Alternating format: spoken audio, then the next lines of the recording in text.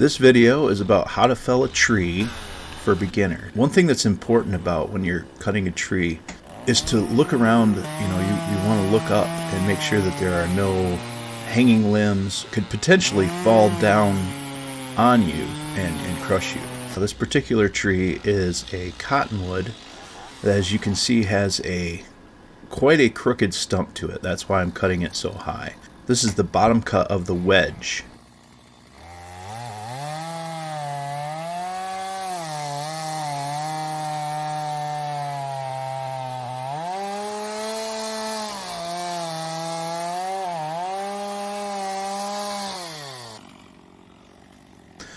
As you can see right here, where I'm making the top cut of the wedge. It's important to make a fairly steep top cut. We're talking around 70 degrees is what you're shooting for.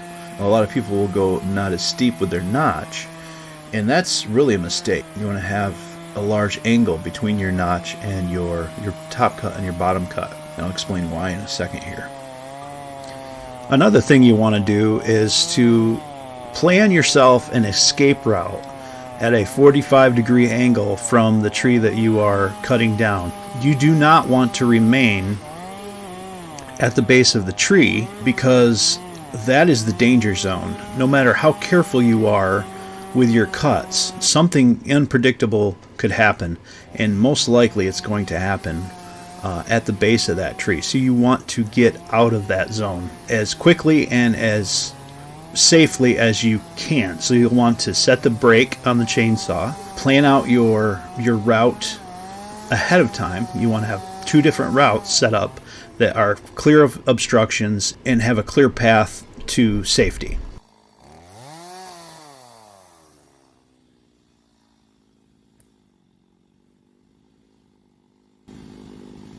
There's no undercut, right? Right. A little bit here, but I can trim that with the saw. This is what you want, because what happens is when this closes, this stays intact all the way down. This stays intact all the way down to the ground till this tree gets down to this angle, and that hinge wood keeps this trunk in place. So, and it doesn't break until this meets this. And that's what keeps the tree from popping up too early, especially on a high stump like this. The reason I cut it this high is because this is a pretty crooked stump down here. So I'm going to trim a little bit of this to make that a perfect wedge. This is pretty dang good the way it is. And then what we'll do is we'll plunge in here, leave plenty of hinge here, probably 2 inches, and then we'll start working our way back and stop here. And we'll cut down here and release it. That's the release cut. So we'll plunge, cut back, and release. And it won't fall until I cut that release wood. Okay? That's how you cut a tree down safely. You can see here I'm cleaning up this cut so that it is exactly it comes to a perfect point. This is really important. That's why I'm taking so much time to do this. If there's a little bit of an undercut at the point of that notch, then that will be your new notch, and that is going to cause the tree to do unpredictable things when it falls to the ground. You want to maintain as much control as possible. That is the intent with this technique of felling a tree. So that when the tree comes down, it does not jump back at you or do anything unexpected. Unexpected things always happen in the woods. This is not going to prevent unexpected things from happening, but it will minimize unexpected things.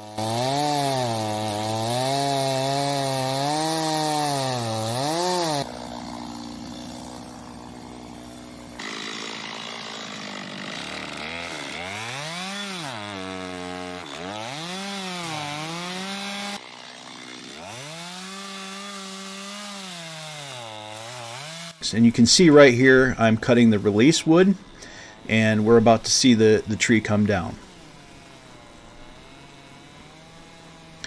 you want to cut the release wood a couple of inches below where your back cut was.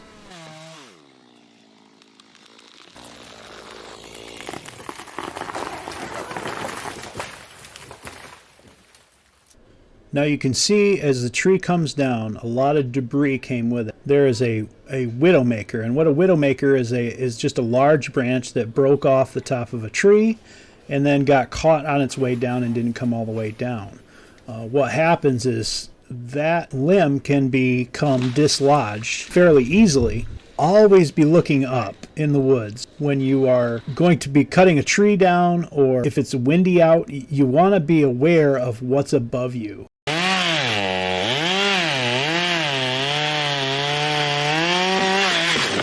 You can see that the hinge wood that's left over here, it's quite thick, 2.5 inches or so. The reason this tree split is because it had a heavy lean, and it's a cottonwood, so it's not real stable. But this is the safe way to cut down a tree for a homeowner. This video is not for professional loggers. Professional loggers probably wouldn't do it exactly this way. They'd leave less of a hinge, and they would take more of a risk.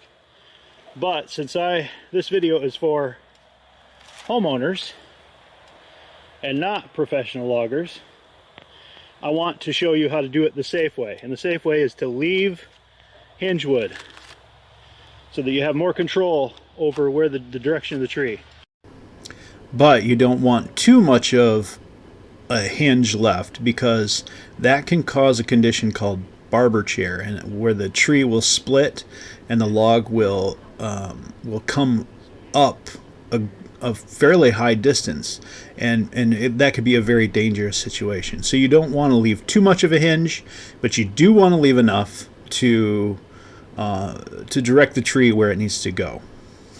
Plunging in here with a saw, but not a straight plunge. You can see where my bar came in at an angle like this, and then I work my way in to here and then cut across here. You can see where I came in from the other side, right there. Where this side I got a little bit down, which is no big deal, because you still have this hinge wood, and you still have this. This is important right here, having that that point come together. Look how wet that is. Anyway, having that point come together, so that way you have that. You know, if you overcut either the top or the bottom cut, then that cut becomes your hinge or your wedge, and it's a very short, shallow wedge, and that's dangerous. You want to have that come to a point so you have a clean break. So here's a little bonus tip. Right here you can see I am cutting the log or the tree to log lengths, and I have made a top cut that goes about halfway down the log, and then I'm coming up from the bottom. The reason I'm doing this is I don't want to get my chainsaw pinched, and you'll notice when I move right there that I have stepped that second cut up a couple of inches from the top cut. And the reason for that is if that log breaks loose, a lot of times it'll pinch the chainsaw right there. And ideally what you want to do is leave it upright. So you want to cut that in a way that the log is still, or the tree is still on that lean. It hasn't come down when you're using a chainsaw. And then you come back with a tractor, which you'll see in a minute, and just nudge that point or push down on the log, and it'll safely disconnect those two sections of the tree, those two logs, from each other.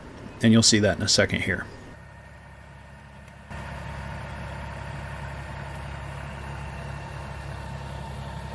Well, that's going to be a pretty log.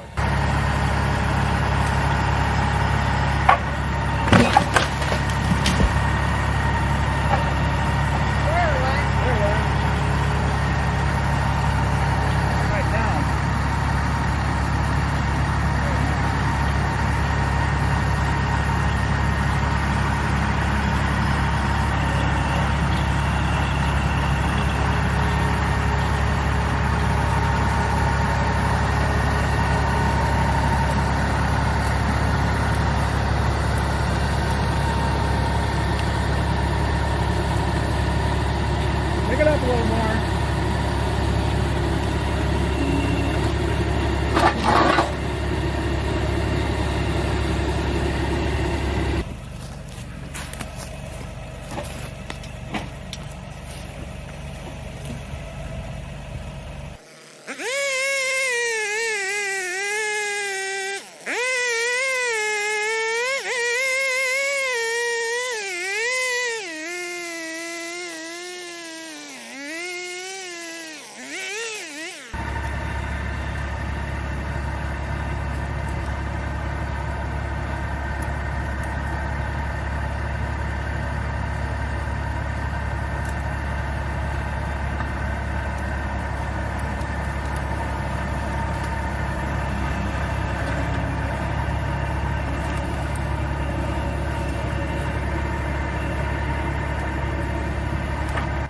Man, we need a grapple bad.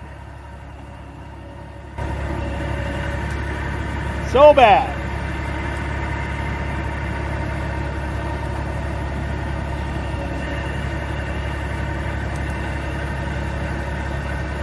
Go ahead and just push it. Yeah, you got it. Never mind. There you go.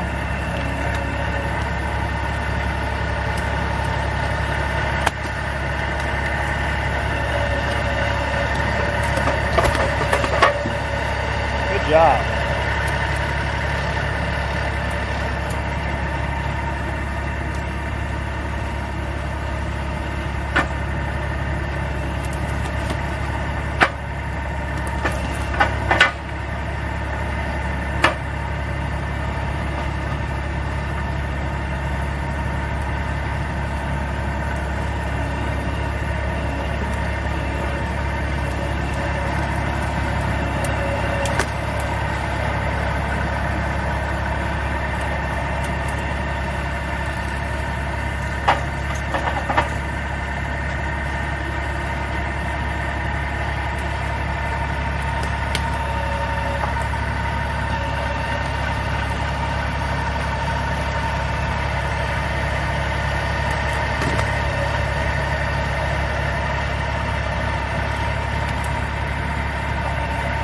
Boy knows his way around a tractor, I'll tell you that.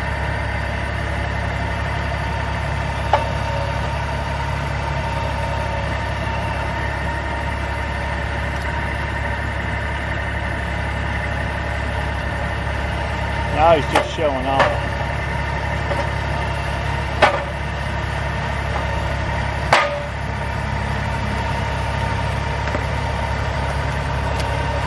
Yeah, now he's showing off.